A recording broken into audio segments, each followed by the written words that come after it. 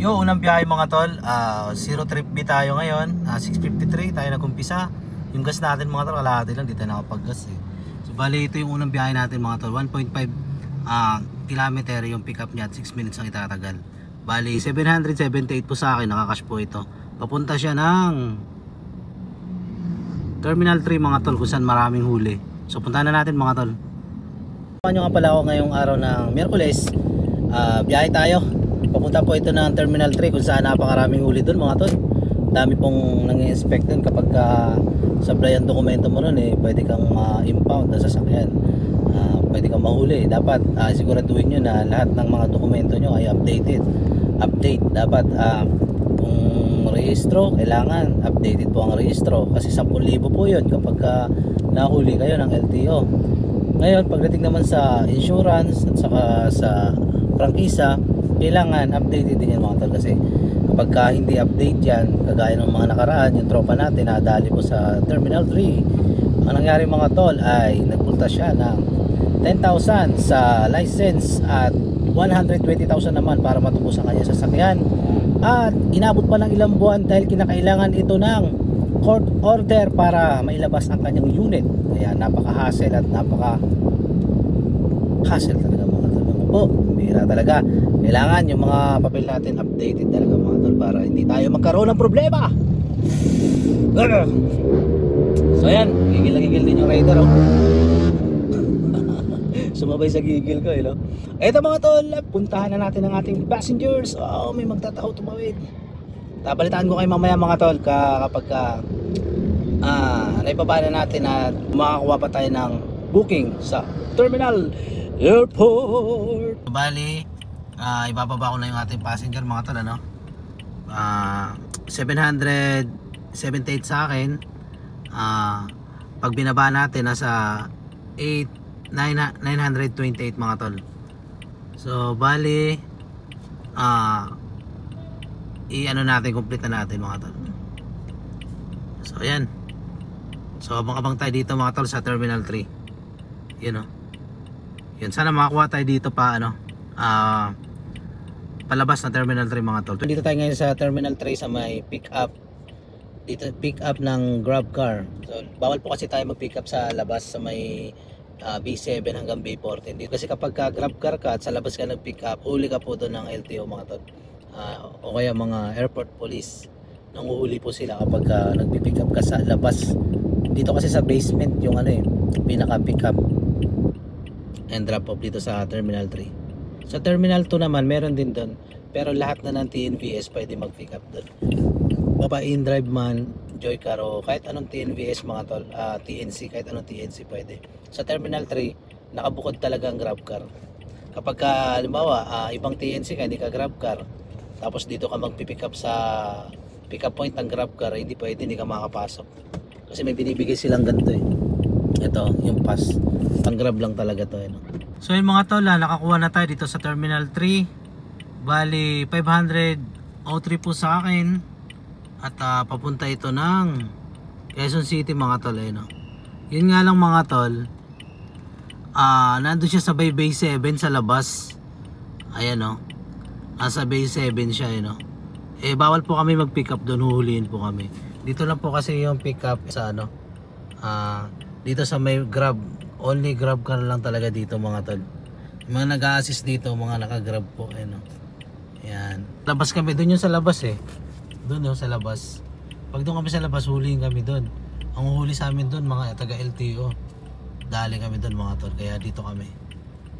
So ayan, antayin natin 20 minutes tayo mag-aantay rito mga tol. Antayin natin sila.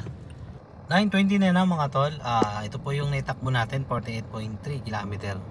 So ayan mga tol, yung gas natin nabawas no, mahigit magdadalawang ano na, dadalawang guhit na ang bawas niya no. Bali ito na mga tol, da-drop off na tayo. 503 sa akin. At pagka di-drop natin ay ang kanyang binayaran ay 654. So ayun, drop off na natin mga tol, nakakash. Yun, dali. So yun, abang-abang tayo dito mga tol ng booking. At ang kinita na natin ngayong araw ng Miyerkules ay 1,281. Grabe mga tol oh. Dalawang booking pa lang no, kasi malalaking booking nakuha natin mga tol. maghahanap tayo ngayon ng ano ng mga kainan. Kasi nakapag-almusal naman tayo pero soup lang yung nakain natin. Kumbaga, mabilis lang matunaw at mabilis lang tayo magutom. Ano lang ako mga tol, alas 4, kailangan makauwi na ako. Di ba alas 7 tayo nag-start pero alas 9 pa lang naka 1,000. Dito kasi sa Grab driver mga tol, sa pagiging Grab driver, hindi naman talaga araw-araw malakas ang biyahe. Kumbaga, nakadepende po yan sa bato ng booking sa'yo. Kagaya sa akin, mula sa amin hanggang Terminal 3, Terminal 3 hanggang dito sa Quezon City. Tapos dumaan, nag-skyway pa kami mga tol. Sagot pa ng pasahero yun. Kumbaga binayaran na ng pasahero kasi kaya hindi ko na inad dito. Kaya yun, balitaan ko kayo mamaya mga tol.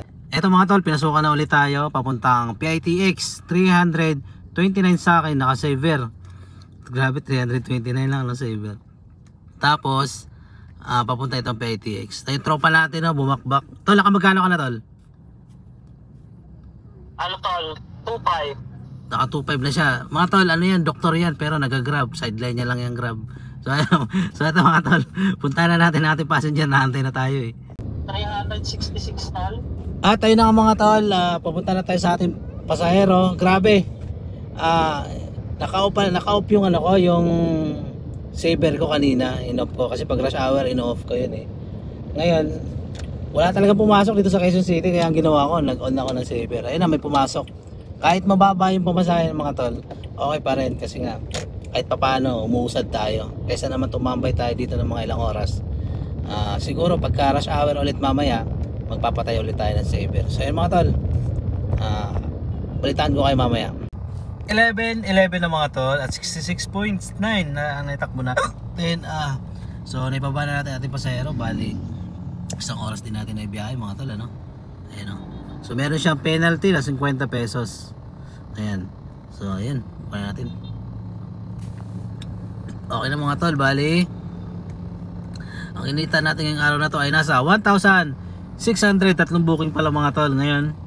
Hanap muna tayo dito ng mga kainan. Dito tayo nakahanap ng mga kainan dun sa ano ba tawag dito sa Quezon City. Nahanap muna ako ng mga kainan. Grabe yung pasahero ko, tagal ko nagantay na bababa kasi hindi siya nag-book tapos wala siyang pambayad. Kumbaga hinanap pa namin yung magbabayad mismo sa kanya. Kaya tumagal kami ng ilang minuto. So ayun mga tol, eto na. Hanap tayo ng mga kainan. Nagugutom ako. Hindi kasi ako nagbabaon kasi pag nagbabaon ako, kakain ako dito sa loob ng kotse. Nangangamoy, nagrereklamo yung pasahero bakit amoy ulam. Minsan ang ulam ko pusit, malansa yun, maamoy, o kaya naman manok, o kaya isda. Kaya mas pinili ko na lang na sino ko? Kaya mas pinili ko na lang talaga na kumain na lang sa mga karinderya. Kung minsan naman sa fast food chain, nakain ako.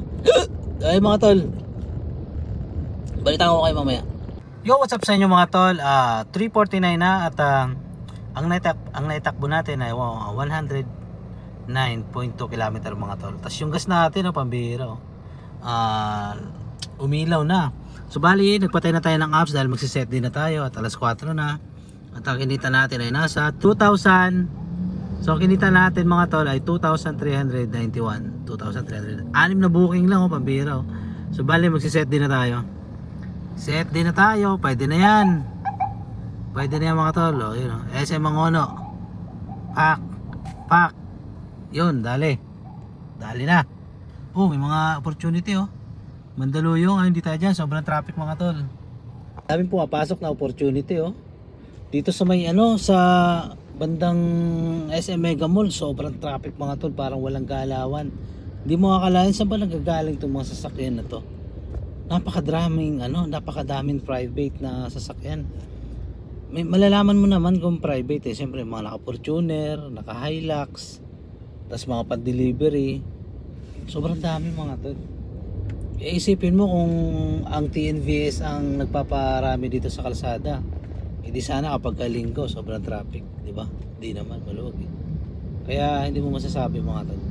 Habang nag-aantay tayo ng booking pa uwi, dito tayo sa McDo, nakatambay tayo, hindi tayo nag-ikot-ikot. Abang lang tayo, dami pumapasok opportunity. Sana pasukan tayo mga tol, pauwi yung rekta na pauwi talaga. Ayan, dahil pumapasok mga tol. Balitaan ko kayo mga tol Balitaan ko kayo pagka nakakuha tayo ng pauwi. Habang kumakain tayo dito mga tol ng french fries. Paano to eh, babata ba napakasarap kumain mga tol. Kaya sa mga mga kabataan dyan nakapanood na ito, mag-aral kayo mabuti para mapagtrabaho kayo na mas maganda. Hindi kagaya sa amin, okay rin naman yung trabaho namin, pero kung nakapag-aral ka kasi mas maganda magiging trabaho mo. At kapag nakapag-aral ka, syempre lamang ka sa mga hindi nakapag-aral kasi yung knowledge kasi mga tol, yung knowledge parang gano'n, meron ka ng kaalaman yun, basta lakasan mo ng loob mo. Pero kung matalino ka naman, mahina ang loob mo, wala rin. Bitawan ko kayo mamaya. 4:23 na mga tol, 112.9 na po natakbo natin. Andito na tayo mga tol sa De Castro. Tapos yan dulo na yung highway na yan, pa-floodway na yan mga tol, pauwi na sa amin. Bali ito mga tol, ginita natin 2,541 mga tol, ayun 2,541, 7 booking. Pwede na, hindi na masama mga tol. Ay, may pumasok ulit na booking. Saan to? Ay, ayoko mga tol, ayoko dun. Kinansel ko mga tol, pabaliktad siya eh. Ayoko. So ayun mga tol, mali mo mapasukan pa tayo mga tol. Meron naman siyang 8 seconds, hindi naman daw ma-apekto ng ratings. Pero na-apekto naman, pero konti lang. Pero kahit pa paano, hindi natin ginawa yun. Pupunta tayo doon, tapos babalik na naman. Wala na, dapat yung diretso na pauwi. Mula kasi dito hanggang sa amin, nasa 5 km mga tol. Dito sa De Castro, Pasig, papunta doon sa amin sa Taytay Rizal, sa may floodway. Taga doon ako mga tol. Batang floodway, yo! Mga batang floodway dyan, shoutout sa inyo. Pauwi na tayo. Pambira, yung gas natin namumula na, papagas na tayo, papapultang tayo mamaya. Grabe dyan sa sa may Julian Vargas, sa may Mega Mall. Hindi magkamayo mga tol, sobrang traffic talaga. Yung tipo na 5 meters lang yung 500 meters lang yung pipikapin mo, abutan ka pa ng 40 to 30 minutes. Grabe mga tol, kaya hindi na ako kumuha ng booking papunta ron, hindi na ako pumunta ng SM Mega Mall. Diretso na ako dito, bumaybay na ako pa uwi. Yung nga lang, natsambahan, nakakuha pa tayo halagang 150 pesos. Okay na yun, palalo pa rin kahit paano. Tapos kanina may pumasok, diba? Tapos pag ganun, hindi na natin ginawa yun. Uwi na tayo. Tapos bigyan na natin sa kanila yun. Uwi na tayo mga tol. Ito ang biyahe ng mga operator, yung tipo na ikaw mismo ang nagmamantli ng sasakyan. Kapag ka nakiki-boundary ka o kaya hulog boundary, yung ganitong kita na 2,500, hindi ubra yan mga tol, magigipit ka. Kaya kailangan mo talaga sumagasa ng mga 15 hours to 16 hours mga tol. 5 years mong gagawin yun. Kaya may papayo ko sa inyo mga tol, siguro mas maganda makiboundary muna kayo. Tapos kapag halimbawa nakaipon na kayo, nakapagtabi na, pwede na kayong kumuha ng mga assume balance na grab ready. Mas maganda yung naka CPC na. So kahit papano hindi na kayo magpa-boundary, hindi na kayo maobliga. Kapag minsan kasi sa akin 2 weeks na nakukuha ko na yung panghulog, kaya sabihin natin kahit 1 buwan makuha mo yung panghulog, at least hindi ka hindi ka pasmado. So kumbaga relax ka pa rin. Yun lang mga tol. Tukod mga tol tukod dyan hanggang dulo sa may tulay. Grabe buti na lang mamen.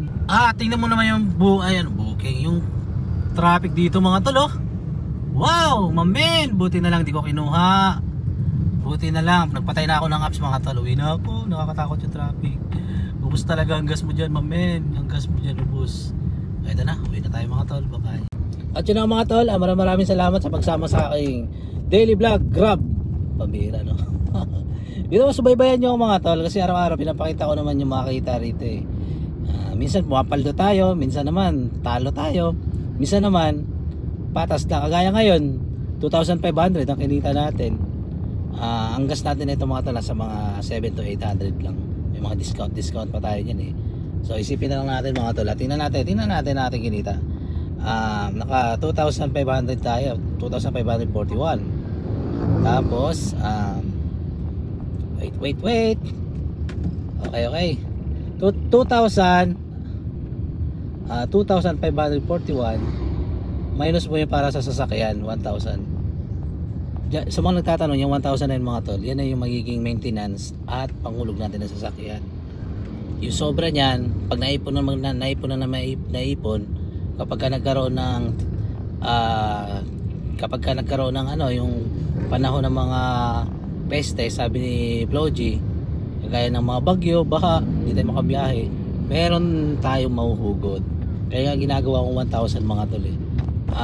Kung panghulog lang, 700 lang yan. Opo, 700 lang yan. Makukuha mo na yung panghulog mo ate. Pero ang ginagawa ko ano eh, naglalagay ako ng allowance para naman kung sakali mag-ipit, meron ako madudukot. So 1,000 para sa sasakyan. I-minus na naman natin yung sabihin na lang natin 700 para sa gas. I-minus na naman natin yung para sa bahay, 500. Ayun, meron tayong 341 na savings. Not bad pa rin mga tol. Savings na yan ha. Naibigay na natin ang mga obligasyon sa sasakyan, sa bahay. Wala natin problema. Hindi pa tayo masyadong pagod. Isipin nyo, alas 7 na tayo nag-start. Tapos 4:30 pa lang. O alas 4 pa lang mga tol. Ang masasabi ko lang, sapat lang, hindi tayo yayaman dito. Sana yumaman ako sa pagbablog. So yun ang mga tol, maraming salamat sa pagsama sa akin sa daily vlog ko dito, sa journey ko sa pagiging Grab driver. Kahit pa paano naman marami tayong na-inspired ng mga Pilipino na dating abroad, ngayon nag-grab na sila. Pag nakikita ko sila sa mga gasolinahan, pagka ako'y umiihi, bigla na lang lumalapit sa akin, nagugulat nga ako, minsan kinakabahan ako eh, baka mamaya basher ko eh, malapit na lang sa akin, nasa lubong ako, nakangiti, idol ikaw pala yan, ma-picture. Tapos sabay sabi, salamat sa ito la, sama ko na pamilya ko, ganun sila eh, salamat sa ito la, dahil sa vlog mo nagkaroon ako ng idea. Dati akong abroad, ngayon andito na ako ngayon sa Pilipinas, kasama ko na ang pamilya ko, na ano ko na, nasusubaybayan ko na yung paglaki ng mga anak ko. O di ba? Dahil sa vlog ko, maraming na-inspired at maraming nagkaroon ng ideas sa trabaho na ito.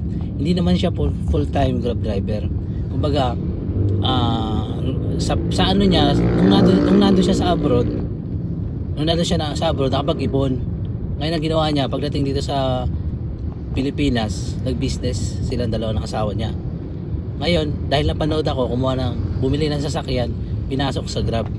So kahit papaano, hindi na siya naoobliga na bumalik ulit sa abroad, kasi nga meron na siya dito pinagkakabalahan na pinagkakakitaan kahit part-time job lang. So di ba? So yun lang mga tol, maraming salamat sa inyo at thanks for watching. I love you all.